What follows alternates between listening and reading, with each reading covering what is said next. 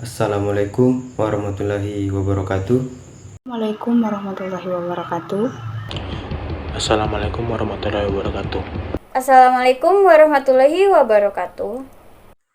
Assalamualaikum warahmatullahi wabarakatuh. Assalamualaikum warahmatullahi wabarakatuh.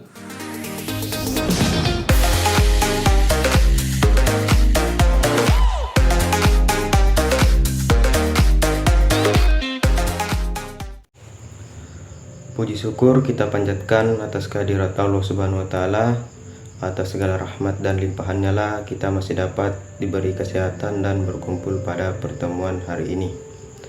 Perkenalkan, nama saya Ahmad Liviansi selaku moderator dari kelompok 1, dan tidak lupa pula saya perkenalkan teman-teman saya, yaitu ada Muhammad Lutfi Asmi Haikal, Ian Ardiansyah, Andi Nurkalisa Febrianti Rahmatika, Nabila Aprilia Waswamba sebagai pembaca materi, dan Hijrah sebagai pembaca kesimpulan dan saran. Adapun judul dari materi kelompok kami yaitu bahan penyekat. Pada pertemuan kali ini kami akan menjelaskan apa pengertian bahan penyekat, sifat-sifat bahan penyekat, pembagian kelas bahan penyekat, serta macam-macam bahan penyekat. Adapun tujuan dari pembahasan materi kelompok kami yaitu untuk memahami tentang materi bahan penyekat sebagai penambah wawasan tentang bahan penyekat dan agar lebih memahami arti bahan penyekat tersebut. Bahan penyekat. Bahan listrik dalam suatu sistem tenaga listrik merupakan salah satu elemen penting yang akan menentukan kualitas energi listrik itu sendiri. Dengan mengetahui fungsi dan jenis bahan penyekat, akan dapat memanfaatkan atau memperlakukan dan mengetahui bahaya dan amannya suatu bahan penyekat. Pengertian bahan penyekat.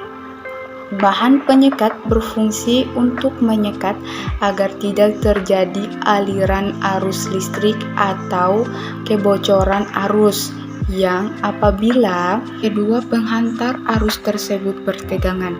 Bahan penyekat mempunyai sifat seperti sifat listrik, mekanis, termal, dan kimia. Bahan penyekat menyerupai benda pada umumnya seperti padat, cair, dan gas. Sifat-sifat bahan penyekat. Bahan penyekat mempunyai sifat yaitu sebagai berikut. Yang pertama, sifat listrik. Untuk mencegah terjadinya hambatan atau kebocoran arus listrik antara hantaran yang berbeda tegangan atau dengan tanah. Penting dipertimbangkan memilih bahan yang mempunyai tahan jenis listrik. Sifat listrik yang dibutuhkan suatu bahan isolasi adalah sebagai berikut. Mempunyai kekuatan dielektrik atau KD yang tinggi agar dimensi sistem isolasi menjadi kecil dan penggunaan bahan semakin sedikit, sehingga harganya pun akan semakin murah. Rigid dielektriknya rendah agar suhu bahan isolasi tidak melebihi batas yang ditentukan. Memiliki kekuatan kerak atau tracking stretch yang tinggi agar tidak terjadi erosi karena tekanan listrik permukaan. Memiliki konstansa dielektrik yang tepat dan cocok sehingga membuat arus pemuatan atau charging current tidak melebihi batas yang diizinkan. Yang kedua, sifat mekanis dalam pemakaiannya. Bahan penyekat penggunaannya sangat luas, maka perlu dipertimbangkan kekuatannya supaya dapat dibatasi hal-hal penyebab kerusakan karena akibat salah pemakaian. Misal memerlukan bahan yang tahan terhadap tarikan, maka dipilih bahan dari kain bukan dari kertas, karena kain lebih kuat daripada kertas. Sifat termis. Adanya panas pada bahan yang timbul dari arus listrik atau arus gaya magnet akan berpengaruh jika panas yang terjadi tinggi, maka diperlukan pemakaian bahan penyekat yang tepat agar panas tidak merusak penyekatnya. Yang keempat, sifat kimia. Jika kelembapan atau keadaan basah tidak dapat dihindari, maka dipilih bahan penyekat yang tahan air, termasuk jika ada pengaruh zat-zat yang merusak seperti garam, asam, garam alkali, dan sebagainya.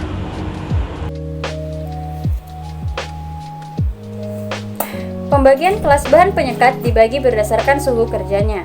Yang pertama, kelas Y. Suhu kerja maksimum 90 derajat Celcius. Yang termasuk dalam kelas ini adalah bahan berserat organis yang tidak dicelup dalam bahan pernis atau bahan pencelup lainnya, seperti katun, sutra, kertas, polivinil, karet, dan sebagainya. termasuk juga bahan termoplastik yang dapat lunak pada suhu rendah.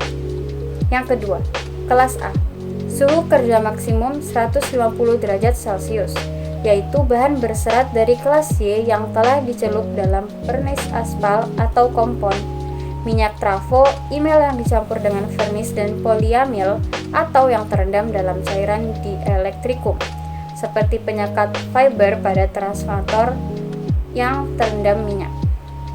Bahan-bahan ini adalah katun, sutra, dan kertas yang telah dicelup, termasuk kawat enamel yang terlapis damar oleo dan damar polimail.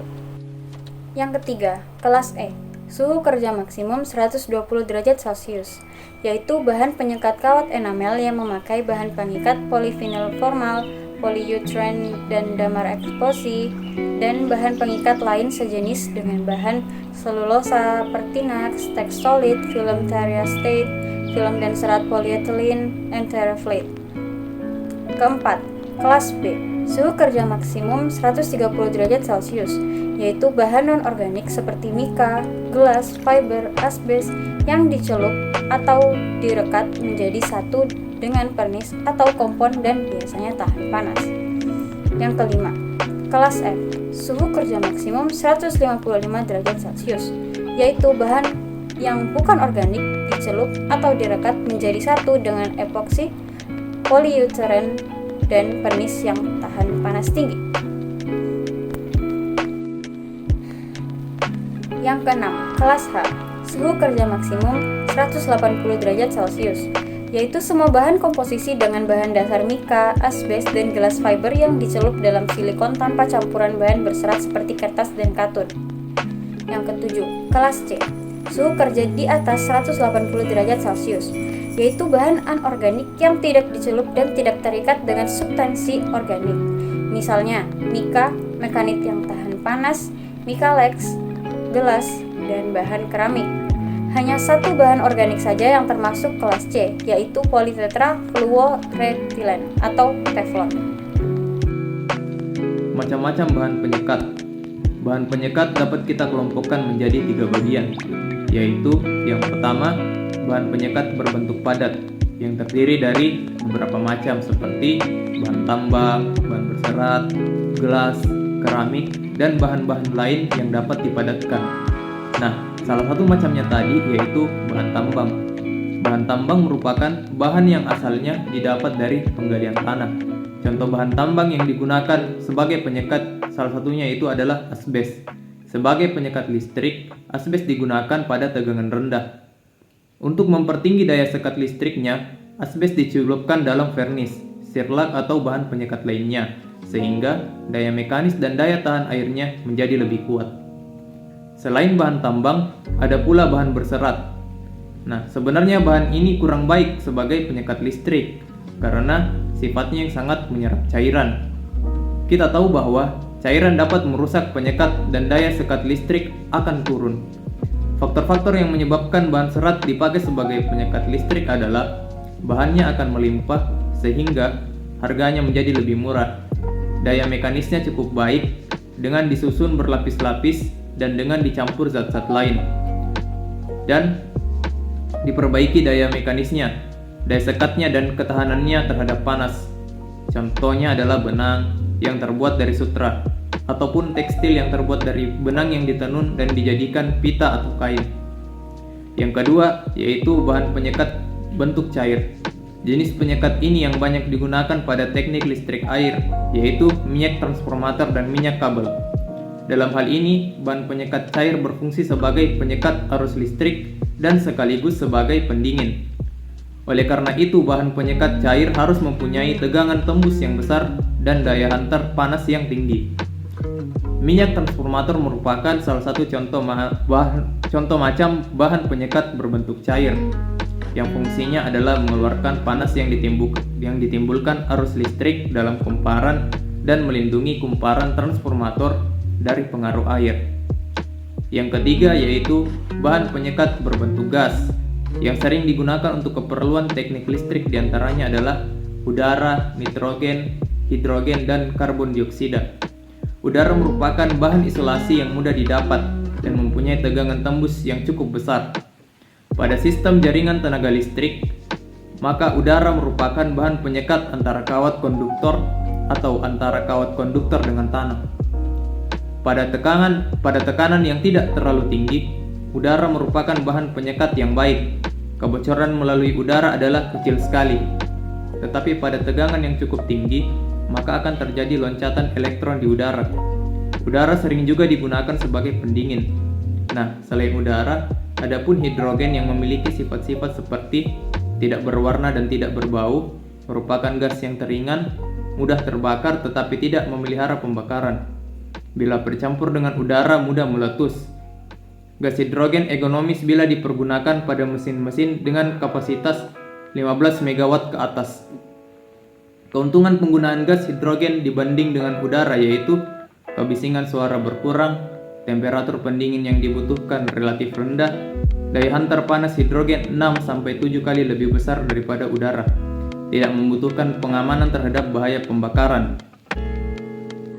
Jadi kesimpulan bahan penyekat adalah bahan yang berfungsi untuk menyekat aliran listrik yang dihantarkan agar tidak terjadi kebocoran arus apabila kedua pengantar tersebut bertegangan. Bahan penyekat juga ialah bahan yang mempunyai sifat listrik, mekanis, thermal, dan juga kimia. Bahan penyekat pun dapat dibagi atas beberapa kelas berdasarkan suhu yang bekerja secara maksimum. Bahan penyekat biasanya bisa kita dapat dalam bentuk padat, cair, dan gas. Jadi saran bahan penyekat yang sudah kami sampaikan tadi, kami mengharap bisa dipahami dan sadar bahwa bahan penyekat berfungsi sebagai penyekat agar tidak terjadi aliran listrik atau kebocoran arus apabila kedua pengantar tersebut bertegangan.